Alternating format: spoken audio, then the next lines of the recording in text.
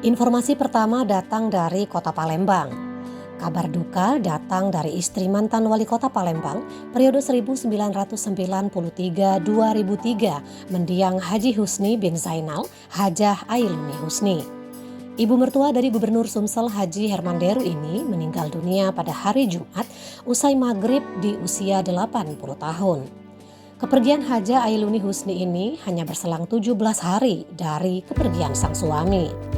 Jenazah disemayamkan di rumah duka Jalan Sri Gunting nomor 06, Komplek PCK, Kelurahan 9 Ilir, Kecamatan Ilir Timur 2, Palembang.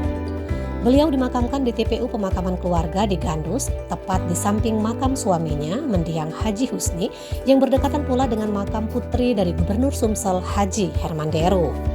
Gubernur Sumsel Haji Hermanderu mengungkapkan kesedihan yang mendalam untuk kepergian ibu mertuanya itu. Menurutnya keluarga menjadi saksi perjalanan hidup ayah dan ibu seperti sejoli merpati yang tak terpisahkan baik di kala suka maupun duka. Dibuktikan pula dengan berdekatannya jarak meninggal sang ayah pada usia 86 tahun dan ibu menjelang usia 80 tahun. Hermanderu mewakili pihak keluarga besar mengucapkan terima kasih kepada para kerabat atau tetangga yang membantu selama ini serta memohon maaf jika almarhumah ada salah selama hidupnya. Informasi kedua, sebuah sedan Honda City Z bernomor polisi B1097EEQ mengalami kecelakaan tunggal di ruas Jalan R. Sukamto 8 Ilir, Kecamatan Ilir Timur 2, Palembang, persisnya di depan PT Semol.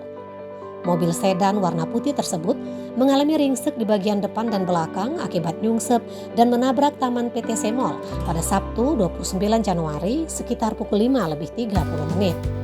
Beruntung pengemudinya yang berstatus mahasiswa, Edo Kastoyo, hanya mengalami luka ringan dan langsung diarahkan pulang ke rumahnya di Jalan Pandawa, Kelurahan 2 Ilir, Kecamatan Ilir Timur 2, Palembang. Kasat Lantas Polrestabes Palembang, Kompol Irwan Andeta mengatakan mobil melaju dengan kecepatan tinggi dan hendak menghindari lubang. Lalu sopir banting setir ke kiri hingga hilang kendali dan menabrak taman PT Semol.